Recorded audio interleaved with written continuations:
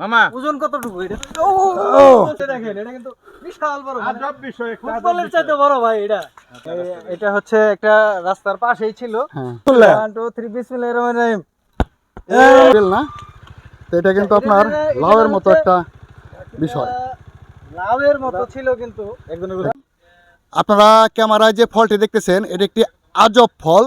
দেখতে বেলের মতো মনে হলেও এটি কিন্তু বেল নয়। তো এই গাছটা ফুলবাড়িয়ার আপনার খলিশাজানি গ্রাম কালিয়াকোর গাজীপুরে অবস্থিত। এই গাছটা একজন শিক্ষক শখ করে রোপণ করেছিলেন। উনি নিজেও জানে না এই গাছটা কী, এই ফলটা কী। তো এই ফলটা আমরা রাস্তা দিয়ে যাওয়ার সময় দেখলাম, দেখে অনেক ভালো লাগলো, তাই সরাসরি আজকে সেই ফলের ভিডিও ধারণ করতেছি। এবং এই ফলটা আমরা আজকে ভাঙবো, ভেঙে এটার ভিতরে কী রকম অবস্থা, আসলে কী এটা আপনাদেরকে বিস্তারিত জানাবো। এবং এই গাছটা যে রোপণ করেছেন সেই শিক্ষক মহোদয়ের সাথে কথা বলবো। তো তার আগে আমরা আপনাদের কিন্তু দেখালাম যে এই ভাঙার আগে ফলের কী চিত্রটা। আমাদের মাঝে অলরেডি উপস্থিত রয়েছেন আব্দুর রাজ্জাক মাস্টার সাহেব। উনি ফুলবাড়িয়ার যে খলিশাজানি সরকারি প্রাথমিক বিদ্যালয় হয়েছেন সেই বিদ্যালয়ের সহকারী শিক্ষক। আমরা এখন সরাসরি তার সাথে কথা বলবো। আসসালামু আলাইকুম। ওয়ালাইকুম আসসালাম।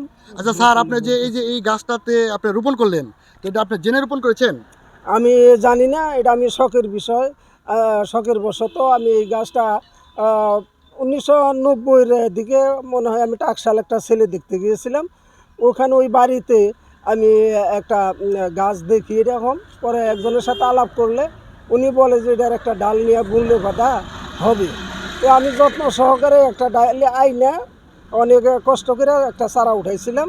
সেই চারাটাই রাস্তার কাছে আমি বুনছি যে এটা মানুষে দেখা রিসার্চ করবে না এটা কী ফল, আমি জানি না এটা কী হয়। তবে লোক মুখে শুনি যে এটাতে ঢাক বানানো যায়, ঢাকি বেল এটার নাম।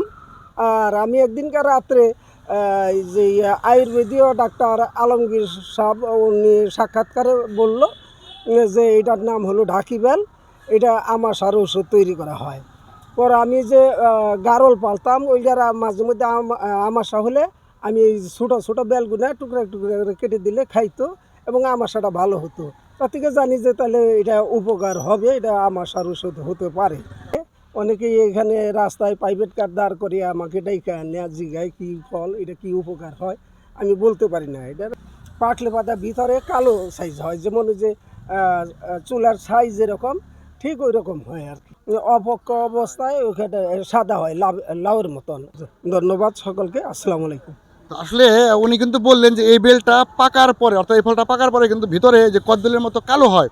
তো আমরা ইতিমধ্যে কিন্তু একটি বেল ভেঙেছি, এখানে অনেক মানুষজন রয়েছে, তারা কিন্তু দেখেছে। তো এটা ওনার বক্তব্য থেকে যেটা আমরা জানলাম যে এটা পাকলে কালো হয়, কিন্তু এটা কিন্তু একেবারে আপনার সাদা, তার মানে এটা বাড়তে হয় না এখন পর্যন্ত, বাড়তে হয় নাই। তো এখন এইটা আসলে খাইতে কেমন লাগে আমরা খেয়ে দেখি নাই। তো এখানে যে এক ভাই আছেন যে খাচ্ছে, এক ভাই খাচ্ছে, হ্যাঁ এক ভাই খাচ্ছে, দেখি ভাই আপনি খাবেন না কেটে? ভাই আমরা এই সম্পর্কে জানি না কিন্তু এটা কি হয়। আচ্ছা, আর এটাও মনে করেন যে গাছের একটা ফল আছে, গাছের ফল খাইলে সমস্যা নাই, আল্লাহর রহমতে। আচ্ছা ভাই ঠিক আছে, অল্প একটু খান, খেয়ে আমাদের অনুভূতি জানান। হ্যাঁ ভাই কেমন লাগে ভাই? এটা একটা সেন্ট আছে, হ্যাঁ যেরকম মাধুর্য সেন্ট, হ্যাঁ আর খাইতে একটু মিষ্টি মিষ্টি, হ্যাঁ।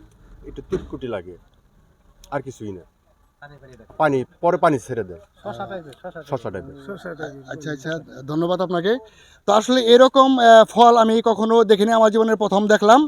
তো আজকে এই ভিডিওটা দেখে আপনারা যারা এই ফলটা দেখতে চান তারা সরাসরি চলে আসুন ফুলবাড়ি ইউনিয়নের তো বয়রাতুলি বাজার।